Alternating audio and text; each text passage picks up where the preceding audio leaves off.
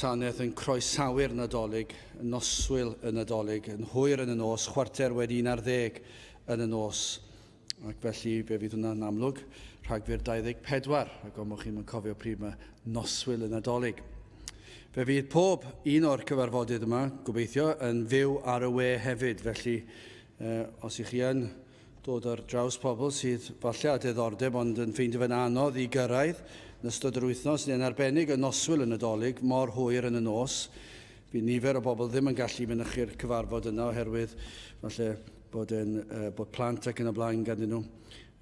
Ond fe fydd, ein ni'n gobeithio, fydd yr oedfa yn fyw ar y we hefyd. Felly cymerwch rhain a'i dosbarthu nhw os ych chi'n nabod rhywun fydd yn gallu elwa ohonyn nhw. Bydd ein hoedfa nesaf, Pnawn Sul am 3:30 wedi 3.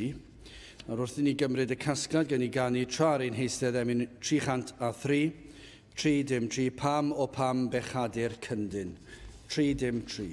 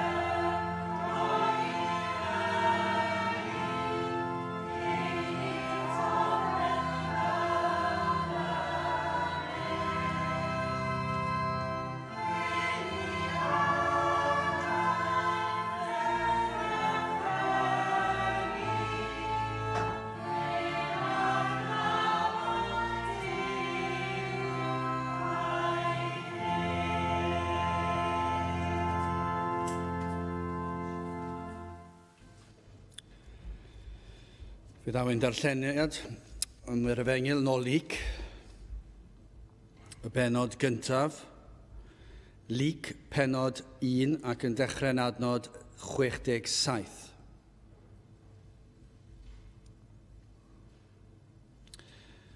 A'i dad ef, Zacharias, a gyflawnwyd o'r ysbryd glân ac a broffwydodd gan ddywedyd, bendigedig fyddo arglwydd Dduw Israel, cynnes y fe amwelodd ac a wnaeth ymwared i'w bobl.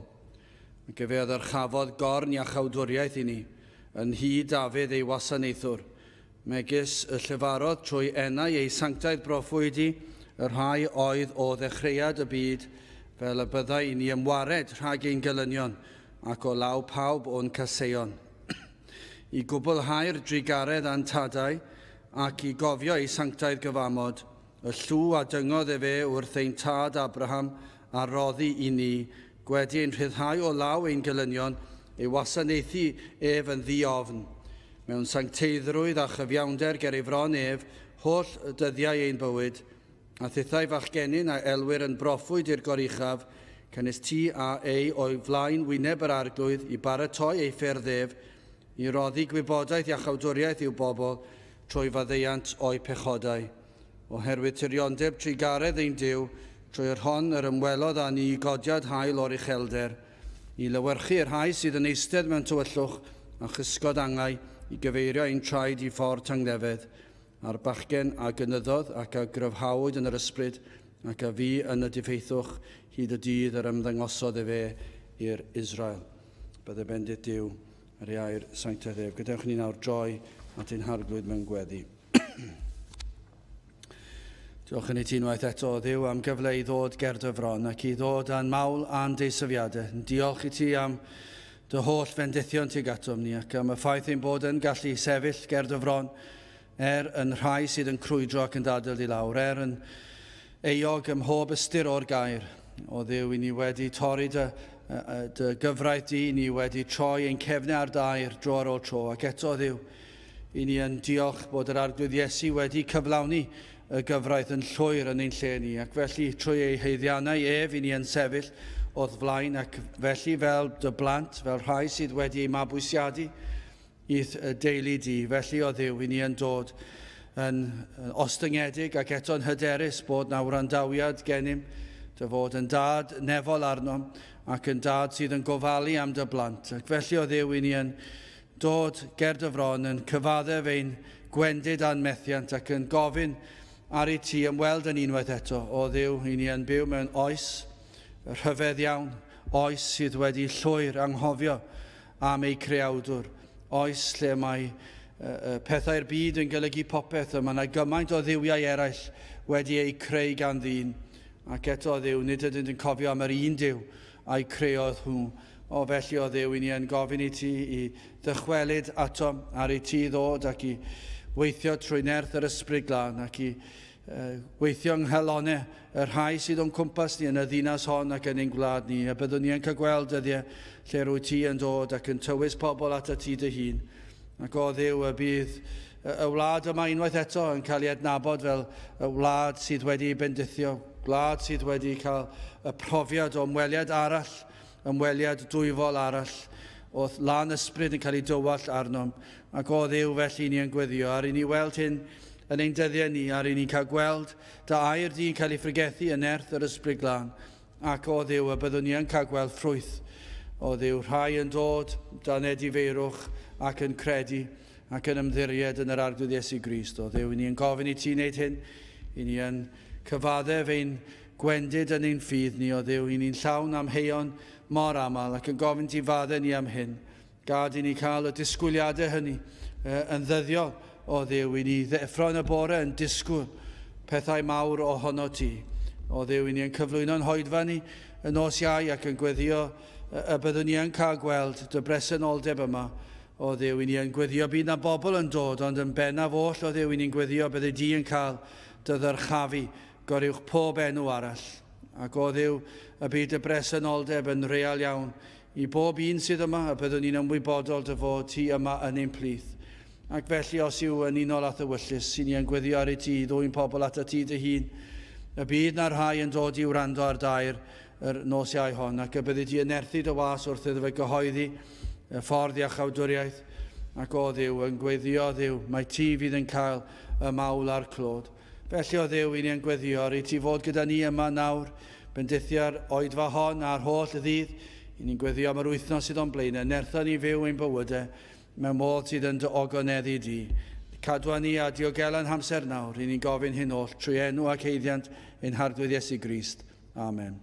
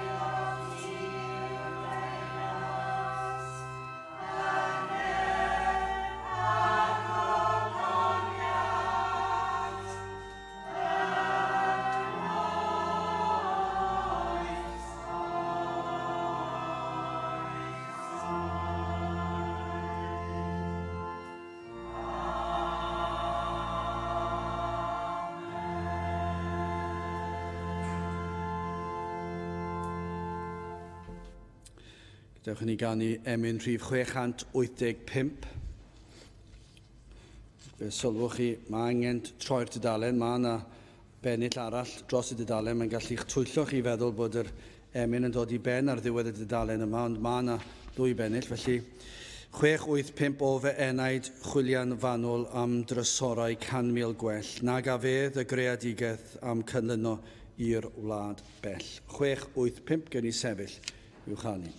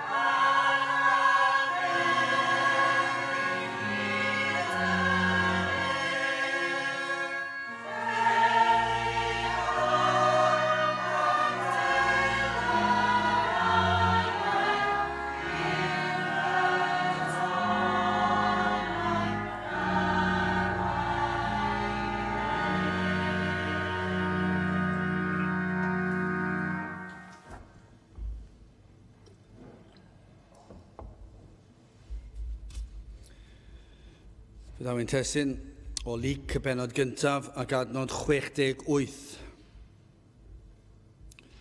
Luc penod 1 adnod 68. Bendigedig fyddo arglwydd Dduw Israel, cynnes e fe am welodd ac a wnaeth ymwared i'w bobl. Nawr mae'r benod yma'n un gyfarwydd iawn. Mae'n cyfeirio yn gyntaf at yr offeiriad Zacharias a'i wraig Elizabeth, ac i ni yn darllen yn yr adroddiad fod y ddau yn hen ac heb blant, ac y ddau yn bobl dda, adnod 6, ac yr oeddynt illdau yn gyfiawn ger bron Duw, yn rhodio yn holl orchmynion a deddfau'r arglwydd yn ddi ar gyhoedd. Ac yna, i ni'n darllen, daeth angel yr arglwydd ato, dweud byddant yn cael mab, ac yn disgrifio sut un fyddai y mab yma. Gwrandewch yr adnod 16 ar y disgrifiad. A llawer o blant Israel, a dri e fe at yr arglwydd ei Duw. Dyna i chi addewid. Dychmygwch yn cael addewid felly, neu rhyw sicrwydd felly y bydd eich plant, neu plant eich plant yn cael y fath fraint, a llawer o blant Israel, a dri e fe at yr arglwydd ei Duw.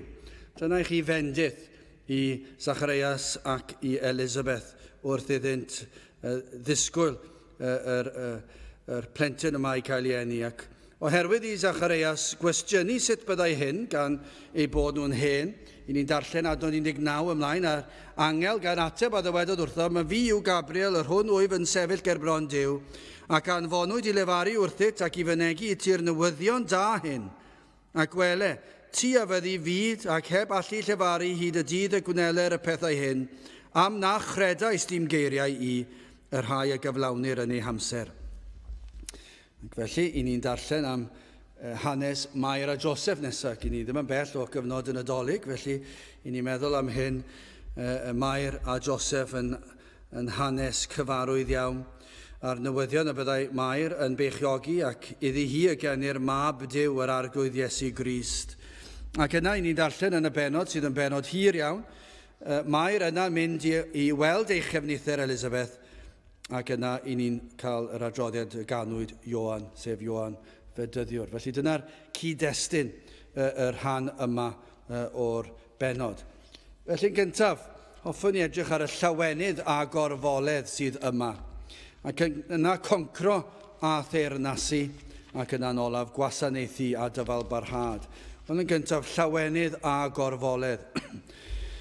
Yn sicr fe allech chi ddweud yn y rhan yma o'r benod ac o'r ysgrythyr bod yna lawenydd a'r enedigedd yr un bach wedi, gallech chi ddweud, hir aros am blentyn. Yr oedd y ddau yn hen iawn ac heb blant ac yna wedi aros yn hir y mae nhw yn cael y plentyn. Felly yma yna lawenhau. Adnod 58, a'i chymdogion a'i chenedl a glybu fawrhau o'r arglwydd ei drigaredd arni. A hwy a gyd lawen y chasant a hi. Maen nhw gyd yn llawenhau gyda hi ar y ffaith ei bod wedi cael y plentyn yma. Ond gyda ni'n darllen am y cyfnod o Zacharias yn fyd ac yn methu siarad, ac yna fe ddaw llawenydd wrth ei glywed yn siarad. Mi fydde fe siwr o fod wedi llawenhau o'r diwedd ei fod yn gallu ynganu geiriau, ei fod yn gallu siarad. Ac mi fyddai eraill, mi fyddai wraig efallai wedi llawenhau o'i glywed ei unwaith eto yn gallu siarad. Ond i ni'n gwybod bod yna lawenydd fwy twfn yma na y llawenydd naturiol yna i ni yn ei brofi ar achlysuron tebyg i'r rhain. Mae yna orfoledd yn niw i'w gael yma. Yn gyntaf a ddawyd plentyn iddynt yn ei henaint ac yna ni'n gweld cyflawnodd Duw hyn. Rhoddwyd mab iddynt. Ac felly maen nhw yn llawenhau mwy na'r arfer ac yn gallu, wel, dylse bob un fod yn llawenhau ar adegau fel hyn, mae rhodd gan Dduw, ond i bai bod Duw yn caniatáu'r fath beth, ni fyddai yn digwydd. Ond maen nhw yn llawenhau ac yn gallu gweld o llaw Duw mewn ffordd arbennig yma. Ond hefyd gwelwyd cyflawniad proffwydoliaethau dir i'r Hen Testament. Ac mae hyn yn peri llawenydd. Nid yn unig ganwyd iddynt hwy, y baban yma, Ioan Fedyddiwr, un a fyddai yn ragfleinydd yr arglwydd Iesu Grist. Ond nawr, mae'r ymdeimlad yma yr oeddent yn agos at y cyflawniad y proffwydoliaethau am ddyfodiad y Meseia. Dyna chi lawenydd ac efallai, allech chi ddweud, rhyddhad, gorfoledd fod yr un a ddawyd ar fi'n dod. Dychmygwch be fydde fe fel. Adnod 67, a'i dad ef Zacharias a gyflawnwyd o'r ysbryd glân ac a broffwydodd gan ddywedyd ac yna mae'n mynd ymlaen gyda'r geiriau'r testun. Dyna chi lawenydd. Maen nhw'n agosau. Maen nhw'n gwybod mae yna rhywbeth arbennig. Yr holl broffwydoliaethau. A nawr mae'r amser yn agos. Mae ar fi'n dod. Yr oedd Zacharias ei hun nawr yn proffwydo ac i ni'n darllen y geiriau yma o adnod 68 ymlaen, y mawlgan yma. Ac i ni'n gweld y llanwyd yr offeiriad yma Zacharias ar ysbryd glân o galluogwyd iddo i broffwydo. Fe ddath yr ysbryd glân lawr arno mewn nerth arbennig ac fe broffwydodd e. Yn gyntaf fe broffwydodd am ddarpariaeth Duw o ffordd iachawdwriaeth ac yna, yn yr ail ran o'r broffwydoliaeth yma, a'r mawlgan yma, am ran ei fab ef, Ioan Fedyddiwr, yn rhagfleini y Meseia ac y byddai'n cyhoeddi ei ddyfodiad. Dyna chi ddechrau ar y mawlgan yma, ei broffwydoliaeth. Mae e'n ddechrau arbennig, bendigedig fyddo arglwydd Dduw Israel. Canis e fe a ymwelodd ac a wnaeth ymwared i'w bobl. Dyna chi gan. Dyna chi foliannu Duw O'r diwedd, mae'r cyfnod yma wedi dod. Mae'n llawenhau, mae'n dyrchafu enw Duw. Mae ffaith fod yr awr wedi dod, wedi'r blynyddoedd o grwydro. Mi fydde fe hefyd yn ymwybodol iawn o hanes Israel a'r blynyddoedd o grwydro yn yr anialwch i ddechrau y gwrthgilio ymhlith pobl Dduw. Mi fydde fe wedi darllen sawl darn o'r Hen Testament ac am gwrthgiliad pobl Dduw ac am y ffordd yr oedden nhw wedi troi at addoli eilunod ac troi at fydolrwydd ac wedi troi cefn ar Dduw ac wedi darllen am hynny ac wedi torri galon wrth darllen am ei bobl yn caniatáu y fath beth. Ac yna wedi'r blynyddoedd o wrando ar wawd y gelynion. O sawl blwyddyn gafod yr Iddewon y gelynion yn dweud, pa le mae eich Duw chi? Ble mae e? I chi'n dweud bod na Feseia mynd i ddod, ond dwi ddim wedi dod. Na gyfer rhywbeth tebyg i beth ni'n cael eddi? Ond dweud, ble ma'ch Duw chi? Edrychwch ar y wlad yma nawr. Mae'r capeli gyd wedi gwacau. Doedd dim pwrpas i'r capeli. Does neb yn mynd yna bellach. Edrychwch ar eich capel chi'n fan hyn. Mae'n gwbl wag. Pa le mae eich Duw chi? A dyna siwr o fod y bydde Zacharias wedi deimlo. Mi fydde fe wedi gwrando ac wedi gweld sut o'r cenhedloedd o amgylch yr Iddewon a'r Iddewon ei hun yn euog yn dweud, pa le y mae eich Duw? Ac yna, mi fydde wedi darllen am y blynyddoedd o Dduw yn bendithio ac yn trigarhau ac yn maddau ac yna, blynyddoedd o Dduw yn cosbi ac yn ceryddu ei blant, ei bobl. A'r holl hanes, darllenwch hanes Israel am yr holl amgylchiadau hynny. Ac yna'r holl addewidion y proffwydoliaethau. Adnod 69 ac y fe addyrchafod gorn iachawdwriaeth i ni yn hi Dafydd ei wasanaethwr. Mae'n cyfeirio at Dafydd. Mae'n cyfeirio at y ffaith y daw y Meseia o di Dafydd. Roeddent ar drothwy cyflawniad a ddewid y cyfamod a wneithbwyd a Dafydd o'i linach ef y daw y Meseia ac mae ar fi'n dod. Ac roedden nhw mor llawen yn edrych ymlaen yr holl flynyddoedd hyn, yr holl flynyddoedd o fendithion a ceryddu a chrwydro a gwawdio, yr holl flynyddoedd hyn, nawr ar fin o fewn wythnosau yr oedd Zacharias yn gwybod mae'r cyflawniad yma, yr hanes yn mwyaf pwysig yn hanes yr holl fyd ar fin dod ac yr oedd e'n rhan o'r peth. Yr oedd yn fraint ydw. Adnod 70, megis y llefarodd trwy enau ei sanctaidd broffwydi, yr rhai oedd o ddechreuad y byd. Cyfeiriad y ffaith, mae mor agos. Cyflawniad y proffwydoliaethau'r Hen Testament. Yr hyn yr oedd ei bobl wedi darllen dros y cynrifoedd, y dynion diwiol hynny. Y dynion sanctaidd, dyna beth mae'n dweud, trwy enau ei sanctaidd broffwydi. Y dynion graslon llawn purdeb, yr rhai o Duw wedi eneinio, yr rhai o Duw wedi rhoi y geiriau yn ei gennau ac oedd nhw wedi gallu proffwydo'r geiriau ac wedi dweud am yr un oedd ar fi'n dod. Oedd wedi bod yn ffyddlon i air Duw. Dynion a gyhoeddodd bod Duw yn mynd i anfon ei fab ac yn mynd i ddelio â phroblem dyn ac yn mynd i ddelio â phechod. Nid yn unig proffwydwyd hyn dros y cynrifoedd, ond fe ddywedwyd yr union neges hon, a mae'n dweud yn ôl fan hyn, adnod 70, o ddechreuad y byd. Ni'n gwybod hynny'n dydyn. Megis y llefarod trwy enau ei sanctaidd proffwydi, y rhai oedd o ddechreuad y byd. Ymhell yn ôl, ar ddechrau'r byd, proffwydwyd y byddai'r Meseia'n dod. Genesis 3:15, gelyniaeth hefyd, a sodaf rhwng o ti a'r wraig, a rhwng dy had di a'i had hithau, fe a ysigad y ben di, a thithau a ysigu ei sawdlef. Dyna chi broffwydoliaeth o'r dechrau'r byd.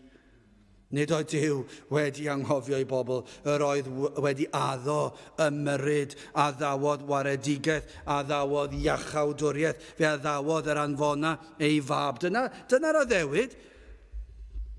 Ac yn adnod 72, i gwblhau'r drigaredd antadau ac i gofio ei sanctaidd gyfamod, y llw a dyngodd fe wrth ein tad Abraham a roddi i ni. Dyna chi orfole, dyna beth o Zacharias yn ei deimlo, dyna chi pam yn dechrau'r fawlgan, ben digedig fyddo arglwydd yw Israel. Pam mae wedi addo y Meseia ac mae ar fi'n dod.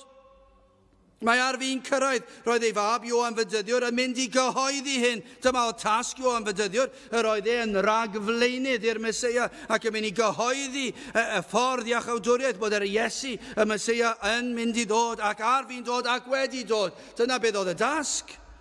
I chi gallu dychmygu'r cyffro, ond chi gallu hefyd dychmygu'r parchedig ofn. Wedi cyfnod o dywelwch gan Zecharias, cyfnod nad oedd yn gallu siarad, yna caniatawyd ei agor ei enau, a dyna i chi fawlgan dath o'i enau. Galluogwyd iddo lefaru y broffwydoliaeth yma. O'na fydden ni yn cael profi rhywbeth o'r gorfoledd yma, bod yr arglwydd yn agos a dod ato ni efallai, neu yn well ei fod yma yn barod, wedi dod. Dyna i chi rhyw fath o flas. Byddwn ni'n gallu cael rhywbeth tebyg i'r hyn a brofodd ef. Wel, gadewch ni symud ymlaen yn ail y concro a theirnasu. Adnod 68 eto, bendigedig fyddo arglwydd yw Israel. Canes e fe a ymwelodd ac a wnaeth ymwared i'w bobl. Dyna i chi lawenydd i Zecharias, fod yr arglwydd yn ymweld a'i bobl ac a wnaeth ymwared i'w bobl. Mae wedi darparu. Dyma beth oedd y broffwydoliaeth. Oedd yn dweud yr un peth a'r holl broffwydoliaeth yn yr Hen Testament. Ond mae e'n ei ategu fe nawr fod wedi darparu ffordd iachawdwriaeth, fod yr arglwydd wedi darparu ffordd achubiaeth. Ac yn sicr yma, i ni'n cyfeirio at achubiaeth arbennig. Mi fydd yr rhai yn meddwl, sut fath o ymwared yw hyn? Beth mae'r adnod yma'n ei olygu? Ac a wnaeth ymwared i'w bobl. A'i ryddhau o'r gelynion yn yr gwledydd cyfagos y mae yn sôn? Wel, mae rhaid i chi feddwl am beth i chi feddwl mae yn sôn. Os ydych chi'n darllen yr adnodau o'i cwmpas yn amlwg am beth y mae yn sôn. Mae yna achubiaeth ysbrydol y mae yn sôn. Nid un dearol yn unig, mae Zecharias yn ei gyfeirio fan hyn. Nid un y gwaredir hwy o law gelynion. Fel y byddai adnod 71, i ni ymwared rhag ein gelynion ac o law pawb o'n cysau. Pwy yw'r gelynion yma? Am bwy neu beth y mae Zacharias yn sôn pan yn cyfeirio at elynion, yr rhai sydd yn ein cysau? Byddai'n rwydd iawn i ni feddwl, wel, mae lot o bobl yn ein cysau ni, ni'n gwybod hynny. A mae gyda ni lot o elynion, i ni'n gwybod hynny. Dyna beth mae yn sôn fan hyn. Pwy yw y gelyn y mae yn sôn? Fel y byddai i ni ymwared rhag ein gelynion ac o law pawb o'n caseuon. Pwy, tybiwch chi, yw y gelyn pennaf sydd gennym? Mae'n rhaid y mae e'n cyfeirio at Satan ei hun a phob peth sydd yn perthyn i'r un drwg. Fe broffwydo Zacharias fel pob un o'r proffwydi ar ragflaenodd e. Proffwydodd y byddai'r Meseia yn ymwared ei bobl o law Satan ac o ddylanwad pechod ac o farwolaeth, y bedd, o uffern, o ddregioni. Dyna i chi elynion. Dych chi roed i ystyried pwy yw eich gelynion chi? Dyma'r gelynion. Satan yw ein gelyn ni. Pechod yw ein gelyn ni. Marwolaeth, dyna i chi elyn y bedd, uffern ei hun. Drygioni, dyna chi gelynion erchill sydd gennym. Dyna oedd y broblem. I ni'n gwybod y dath pechod i'r byd ac wedi canlyniad y cwymp.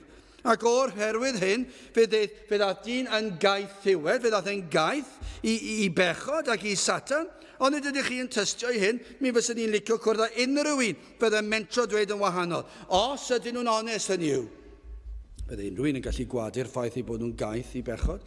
Chi wedi gweld pobl lle maen nhw'n gaeth, falle'n debyg iawn yn gaeth i ryw gyffur neu gilydd, ac i chi'n gweld nhw, ac falle mae'n llawer falle tan yn hir iawn lawr y broses, mi fysyn nhw'n gwadu'r ffaith bod nhw'n dan ddylanwad ac yn gaeth i'r ddiod neu ryw gyffur.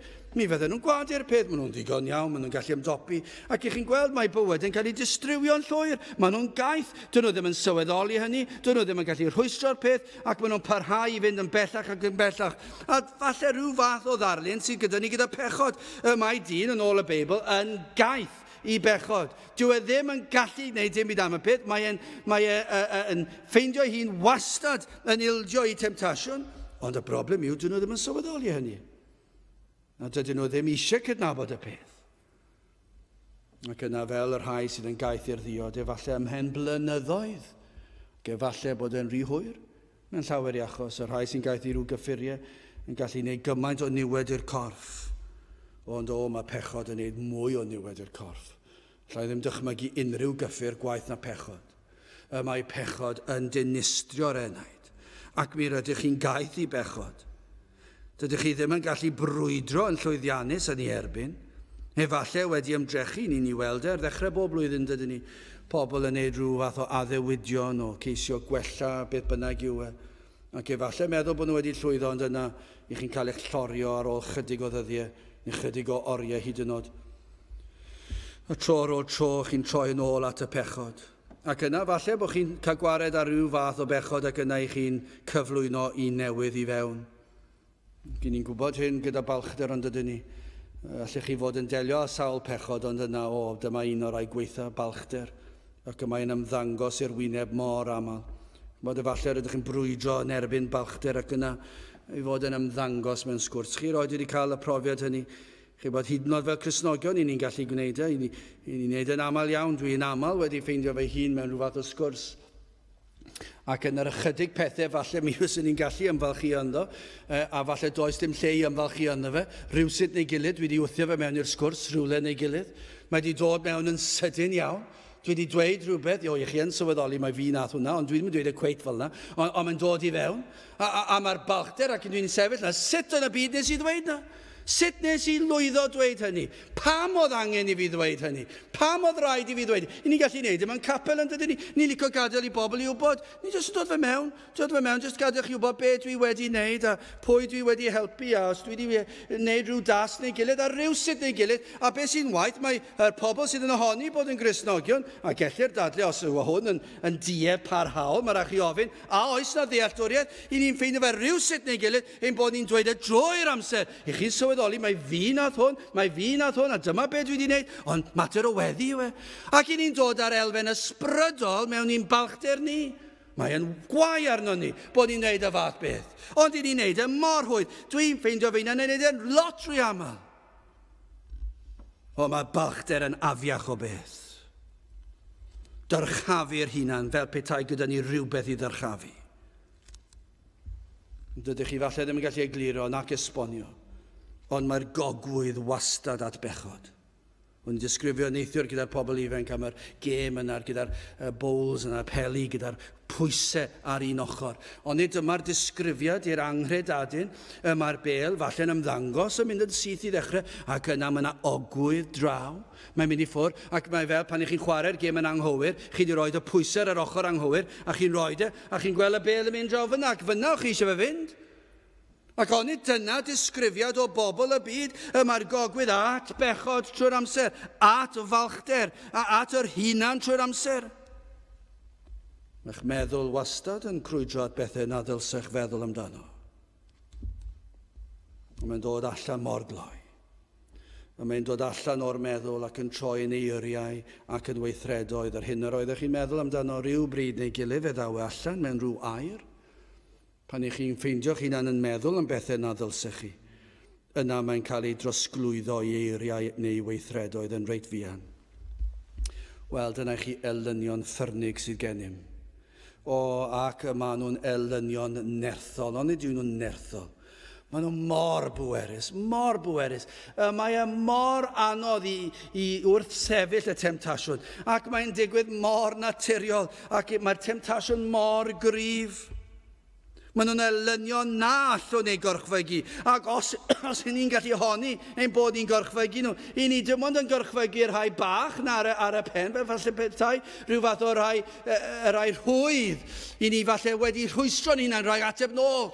Ond tu ôl hynny gyd, mae'r meddylion sy'n corddi tu mewn i ni o gasineb tuag at rhywun, ond i ni wedi llwyddo rhwystro ni'n rhagweiddi allan rhywbeth hyll yn ei herbyn nhw, ac i ni meddwl dyna ni dwi wedi delio gyda'r peth. Ond na, mae'r galon dal yn corddi tu fewn rhyw deimladau hyll.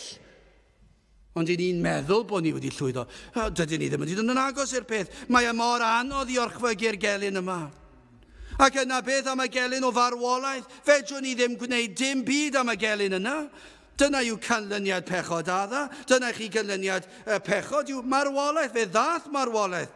Corfforol, fe ddaw y bedd. Ond hefyd fe ddaw marwolaeth ysbrydol a thragwyddol. ond nid yw reina'n elynion erchill. I chi'n farw ym mhob ystyr y gair. Does dim symud arnoch. I chi'n farw, does dim ymateb arnoch chi. Does dim ymateb ysbrydol hynny yw. O, i ni'n gallu switcho bant yn ydyn ni. Ni'n gallu troi'r switch bant. Chi'n weld mewn eglwys efengyloedd fel hon. I ni'n ei weld e mor aml, o'r pwlpit neu le bynnag. I ni'n ei weld e pan ych chi'n pregethu a chi'n gweld o dro i dro mae rhywun yn troi'r peiriant bant. Reit ar yr amser tyngedfennol. Mae e'n amser pwysig iawn. Ac maen nhw wedi troi y bant. Na, dwi'n eisiau clywed na. Dwi wedi cytuno lan at y pwynt yna, ond dim mwy, dim diolch. Mae hwnna'n mynd yn rhy agos. Dwi ddim eisiau clywed hwnna. A chi'n gweld e? Mae yna rhyw fath o mynd i ffwrdd, mae troi ffwrdd, mae'r llygaid yn mynd. Dyna yw e bron bob tro. I ni'n ei weld e, chi'n gwybod, mae hwnna'n wir. Ac dwi'n gallu tystio'r beth yn fy mywyd fy hunan. Ar adegau blynyddoedd yn ôl, yn clywed rhywbeth yn meddwl, na, dwi ddim eisiau clywed hwn. Pam? Mae yna rhyw fath o rhwystro fi rhag cael mwynhau'r byd. A dwi ddim eisiau hynny, felly bant a fe. Dwi'n mynd i wrando dim o'i diolch yn fawr. Ac yna mynd allan ar ddiwedd yr oed, o, diolch yn fawr. Ond ych chi'n gwybod, yr oedd na wrthwynebiad. Yr oedd chi'n ysbrydol farw. Doedd dim ymateb ysbrydol i'r hyn y glywsoch chi. Yma yna farwolaeth yna. Yma yna gasineb yna tuag at y gwir. Ond beth am y gelyn o farwolaeth trygwyddol uffer neu hun? Beth fedrwch chi wneud? Os unrhyw un o'n chi gallu delio gyda'r gelyn yma? Beth fedrwch chi wneud pan ddaw yr anadl olaf? Chi'n mynd i troi at eich ffrindiau chi? Y ffrindiau hynny oedd llawn cyngor i chi ar sut i ddelio gyda'r broblem o grefydd yn y teulu ac yn y cartref.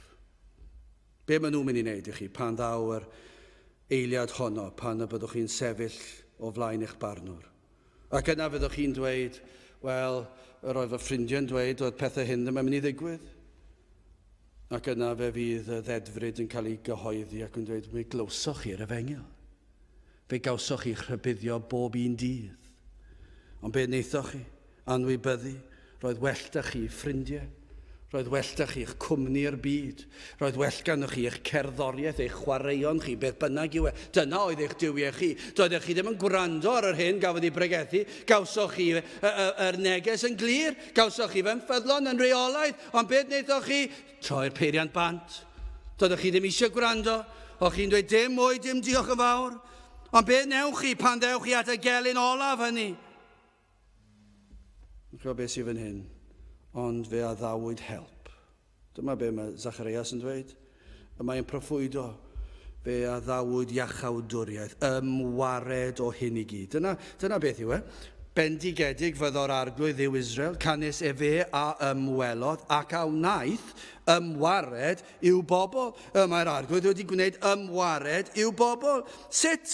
Sut mae'n ymwared? Sut mae'n helpu? Sut mae'n achub ei bobl? Wel, adnod 69. Ac e fe a ddyrchafodd gorn iachawdwriaeth i ni, yn hi Dafydd ei wasanaethwr. Dyna chi ddarlun o nerth, corn iachawdwriaeth. Dyna chi ddarlun o bwer. Beth yw'r corn yma? Wel, chi'n meddwl am gorn hwrdd neu ychen wyll neu'r tarw. Meddylwch am darw. Neu unrhyw anifel sydd â corn ar ei talcen neu falle neu ar ochr ei pen neu beth bynnag. Dychmygwch. Chi roed wedi gweld nhw? Ceir y darlun o gorn i daro'r gelyn. Chi wedi gweld yr anifeiliad wrth i ymladd. Chi wedi gweld nhw ar y rhaglenni yma sydd yn dangos yn y gwyllt. Ac maen nhw'n dod ac maen nhw'n rhedeg lan at ei gilydd. Ac mae'r corn yn taro'r llall. Ac maen nhw'n aros i weld pa un sy'n sefyll ar y diwedd. Ac chi'n meddwl, dyna chi nerth, dyna chi bwer yn y corn, lle maen nhw'n taro ac yn ymladd i gilydd ac yn gorchfygu gilydd ac yn concro ac yn ennill y fuddugoliaeth. A chi ddychmygu'r tarw yn ennill rhyw fuddugoliaeth ac yn taro'r llall i'r llawr a'r gwaed yn llifo. Mae'n darlun erchill. Chi wedi gweld ambell waith, chi'n gweld y rhaglenni yr anifeiliaid gwyllt yma, rai natur, ac maen nhw'n rierchill ambell waith. Chi'n gweld yr anifeiliaid, mae'n dod mewn ac yn dinistio'r corff yr anifel. Maen nhw wedi giro. Mae'n afiach. Ac ambell i waith, chi'n meddwl, dyma yw'r byd natur, ond mae'n edrych yn erchill. Ond mae'r corn yn rhyw declyn yn rhywbeth cadarn i'w ddefnyddio mewn brwydr. Pwy felly byddai'n brwydro ar ein rhan ni yn erbyn y fath gelynion a sydd gyda ni? Wel, mae'n dweud wrthyn ni ac efe oedd yr chafodd gorn iachawdwriaeth i ni yn hi Dafydd ei wasanaethwr. Be mae'n ei olygu?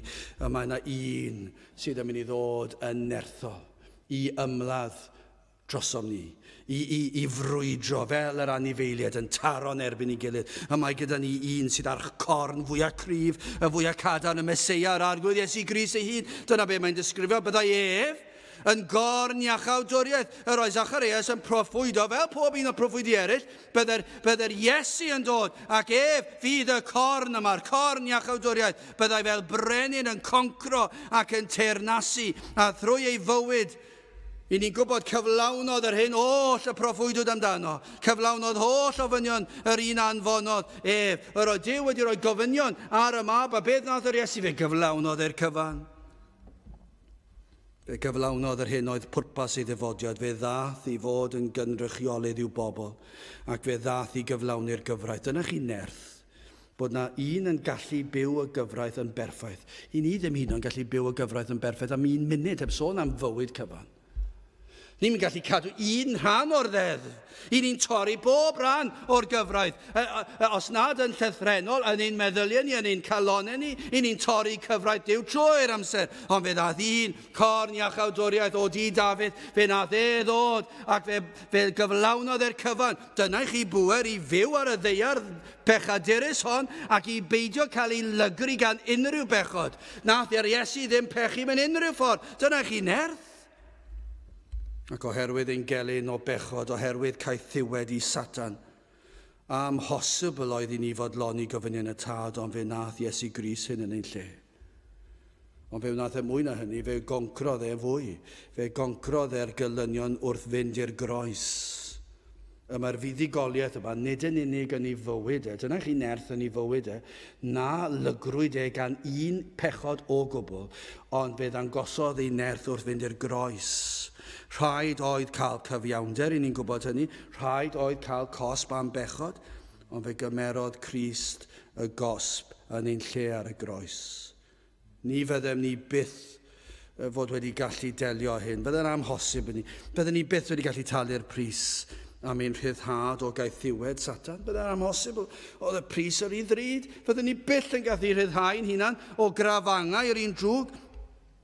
Ond yr hyn I ni'n darllen fan hyn yw talodd Iesu Grist y pris ar y groes trwy rhoi fywyd bu farw trosom ni. Dyna I chi corn iachawdwriaeth. Dyna chi'r nerth yno ar y groes fe goncrodd. Allwch chi ddychmygu'r corn yn mynd I gorff yr anifel ac yn ei ladd, yn mynd i'r galon fe bydai. A'r anifel yn llipa ar y llaw. Dyna chi'r darlun fan hyn, bod yr Iesu, y corn iachawdwriaeth, yn concro Satan ar y groes pan fuodd Iesu farw. Fe goncrodd un drwg. Doedd dim oedd Satan gallu wneud. Oedd e'n gallu rwystro'r peth. Oedd e'n meddwl, falle, bod e wedi llwyddo cael Iesu Grist ar y groes. Ond rhaid bod oedd yn gwybod, doedd e'n gallu concro mab Duw. Ac yna, wrth i'r Iesu farw ar y groes, a'r tywyllwch mawr yn dod. Ac wrth I Dduw tywall ei ddigofaint ar ei fab. Yna fe concrwyd Satan, a concrodd pechod, ac fe concrodd beth. Dyna chi fuddugoliaeth, enillodd Crist y fuddugoliaeth yno ar y groes. Dyna chi nerth, dyna chi bwer, dyna chi gorn iachawdwriaeth. Gai ofyn I chi a yw eich pechod chi wedi ei concro. Ydych chi'n gallu tystio i'r ffaith fod eich pechod wedi ei concro? A ydych chi wedi eich rhyddhau o gaethiwed Satan? Neu ydych chi dal yn gaeth? Odych bywyd chi dal yn gaeth I bechod ac I bechodau penodol ac I bechod yn gyffredinol? A ydych chi dal yn gaeth I Satan ac y mae Satan yn dod â temptasiwn ac I chi'n ildio iddo fe? Ac y mae'r gogwydd dal tuag at y byd a'i bethau? Neu ydych chi'n gallu tystio'r ffaith bod yr Iesu wedi ennill y fuddugoliaeth ar eich rhan chi? Neu fod e wedi concro Satan, pechod y bedd, marwolaeth uffern y cyfan? Ni chi'n gallu dychmygu Zacharias. Dyna chi y dechrau'r fawlgan yma, bendigedig fyddo'r arglwydd i'w Israel. Petai'r emyn yma wedi cael ei hysgrifennu, dwi'n dychmygu Zacharias yn ei ganu fe gyda Elizabeth. Diolch I ti, yr holl alluog Dduw, am yr efengil sanctaidd. Halleluia. Amen. A dim syndod bod chi'n canu Halleluia sawl gwaith. Mi bydde fe wedi canu fe sawl gwaith hefyd. Pan oeddem ni mewn carchar tywyll di, rhoes di'n oleuni nefol, Halleluia, Amen. Ac yna mi fydde fe wedi falle canu chydig bach yn uwch nawr, o aid, yr hyfryd wawr ar led, go leiad ddeiar lydan, Halleluia, Amen. Allwn ni ddychmygu mai dyna be fydde Zecharias wedi canu, yn debyg iawn i'r fawlgan yma. Pam, mae'r Iesu wedi ennill y fuddugoliaeth, mae wedi fy nhynnu allan o'r carchar tywyll di, ac wedi rhoi fy nrhaid ar gorn iachawdwriaeth, ar y graig, ar yr arglwydd Iesu Grist, ac yr oedd yn llawn cyffro, mae ar fi'n dod. Dyna fel oedd yn teimlo, mae'r un a ddawyd ar fi'n dod. Mae e'n mynd I cael ei eni cyn bo hir, o fewn wythnosau, mae yma. Lle chi ddychmygu fe'n canu hwn hefyd, os gwelir fi bechadu rhyw ddydd ar ben fy nhaith. Rhyfeddol fydd y canu a newydd fydd yr iaith, yn seinio buddugoliaeth am iachawdwriaeth lawn, heb ofni colli'r frwydr na bore na ffrinhawn, yn seinio'r fuddugoliaeth. Dyna corn iachawdwriaeth. Mae wedi ennill y fuddugoliaeth ar y groes, mae wedi concro'r cyfan. Dyna I chi goncro a theirnasu. Dyna be mae'r Iesu, mae ei goriwch pob beth. Sdim os be mae'r byd yn ei ddweud heddi.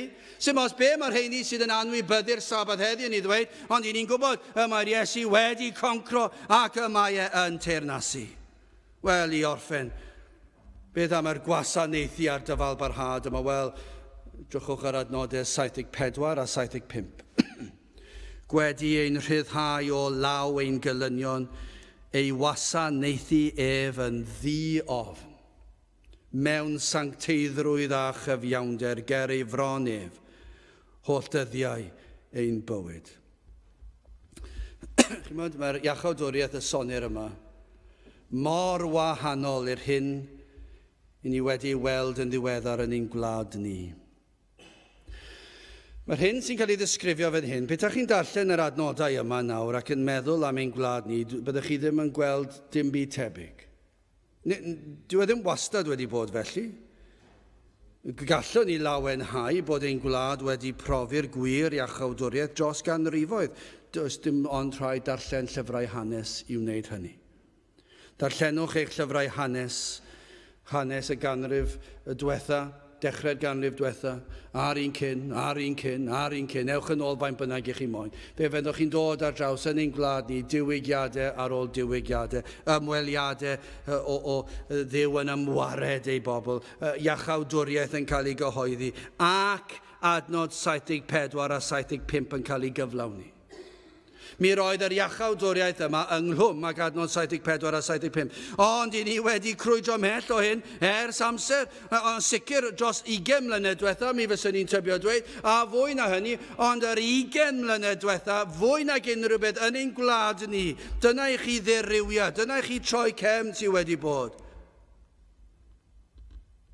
Does dim crefydd fel hon I weld yn ein gwlad ni rhyw lawer.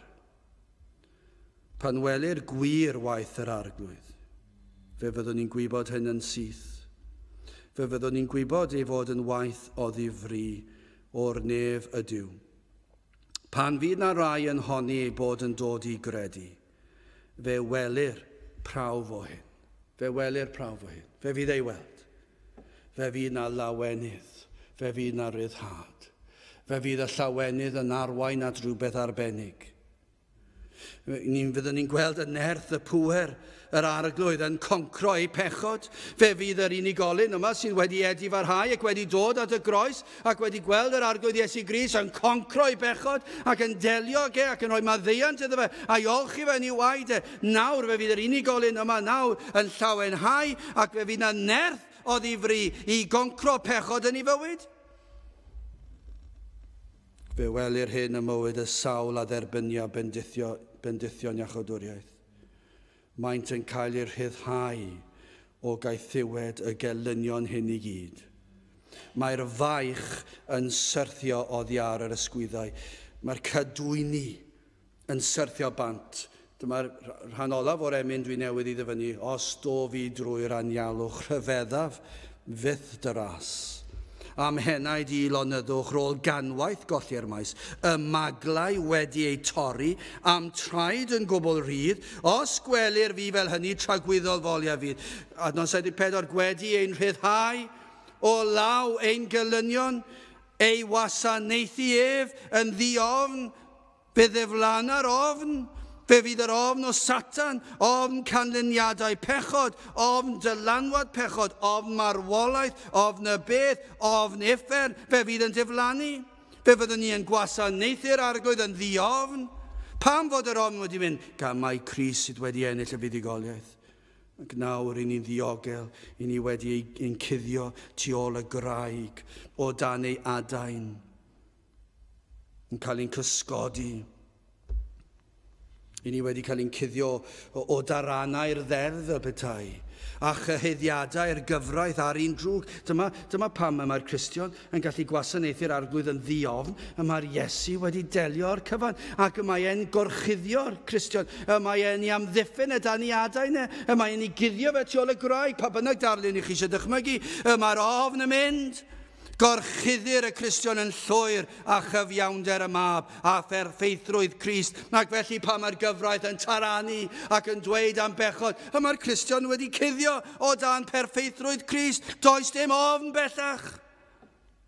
Nawr fe allan ni ei wasanaethu heb ofn, ac sylwch adnod 75, mewn sancteiddrwydd a chyfiawnder ger ei fron ef. Bydd y sawl a dderbyniau yr iachawdwriaeth yn dangos hyn, fe welir ffrwyth edifeirwch, fe fydd sancteiddrwydd. Beth yw sancteiddrwydd? Sanctaidd. I ni wedi'n ymwahanu o'r byd a'i bethau. Nid yn mynd yn bellach fel y mae'r byd Efengylaidd Gymraeg yn ei honni. Yn mynd yn bellach i'r byd ac yn efelychu'r byd fwy, yn ei gwisg, yn ei canu, yn ei sgwrsio, yn ei bwyta, yn ei yfed, yn ei adloniant, yn ei gwasanaethau. A fedra I ddim gweld, pan dwi'n gweld y byd Efengylaidd heddi, dwi ddim yn gweld dim byd gwahanol yn beth dwi'n gweld yn y byd nac yn ei bywyd nhw. Mae'r union yr un peth. Os unrhyw beth, mae yna fwy o fydolrwydd yn yr byd sydd yn honni fod yn blant I Dduw. Mae yna rhyw fath o herio yn yr peth. Mae yna rhyw fath o taflu'r peth yn dweud, I ni'n gallu fod yn Gristnogion ac yn fydol. Ac felly mae yna rhyw fath o ymgais I bregethu'r Efengyl newydd yma. Mae yna rhyw hyder afiach am y peth. Dim dyna yw'r Efengyl, sancteiddrwydd. Yw ymwahanu o'r byd. Cyfiawnder. Glendid, pirdeb. Fe fydd nawr bywyd y Cristion yn fywir o lendid sancteiddhad. Ni fydd am bethau gwag y byd mwyach. Nawr y mae e'n byw clod I Dduw. Y mae e'n byw fel un sydd yng nghwmni ei arglwydd. Mae'n dweud fan hyn, ger ei fron ef. Dyna beth mae'n dweud, adnod 75, mewn sancteiddrwydd, I ni'n gwasanaethu ef yn ddiofn, mewn sancteiddrwydd a chyfiawnder ger ei fron ef. Mae'r Cristion yn byw yng nghwmni yr arglwydd. Mae e'n ofalus am yr hyn a ddywed, lle mae e'n mynychu yn ei benderfyniadau ymhopeth. Mae e'n byw yn gwybod mae e'n nghwmni ymhresynoldeb yr arglwydd drwy'r amser. Felly does dim ots ble mae'r Cristion, dim os yw ar ei wyliau, ydy'n gallu torri'r sil ar ei wyliau. Nag yw, pam, dwi ddim eisiau I ddechrau gyda, ond pam mae e'n nghwmni'r arglwydd, dwi ddim eisiau brifo'i arglwydd. Mae'r arglwydd wedi olchi o'i maddau fe'n llwyr. Felly dim ots yw yn ganol yr anialwch pella'r byd, a does dim peryg o gweld unrhyw un am 200 milltir, mi fydd e'n cadw'r sil. Achos y mae e'n sanctaidd, ac y mae e'n byw I wasanaethu'r arglwydd ger ei fron ef. Mae e'n ngolwg yr arglwydd drwy'r amser. Wel, mae'n dweud hynny fan hyn. Mewn sancteiddrwydd a chyfiawnder ger ei fron ef, holl ddyddiau ei fywyd, gwyliau hefyd. Y penwythnosau hefyd. Dydd Llun hyd dydd Gwener yn y gwaith. Wythnos yma, wythnos nesaf, mis nesaf, blwyddyn nesaf, y 10 nesaf os byw ac iach. Ymhen hanner canrif os byddwn ni dal yma. Mi fydd yn gwasanaethu'r arglwydd mewn parchedig ofn. Mi fydd yn byw mewn modd sanctaidd a chyfiawn. Gai ofyn wrth gloi. A ydych chi yn un sydd wedi'r profi'r iachawdwriaeth yma? Mae e mor wahanol i'r hyn i ni'n ei weld heddi. Mae e yn iachawdwriaeth gwbl wahanol. Nid yr un peth yw e. Felly pryn yw'r adegau ni'n gweld yr iachawdwriaeth y sonir yma gan Zecharias, a'r proffwydi, a'r apostolion, yr holl Feibl. Mae'r iachawdwriaeth yma yn rhyfeddol. Yr oedd yr un yma yn canu mawl gan bendigedig fyddo'r arglwydd. Mae e wedi darparu iachawdwriaeth gref, gadarn, corn iachawdwriaeth. Ydych chi wedi profi hyn?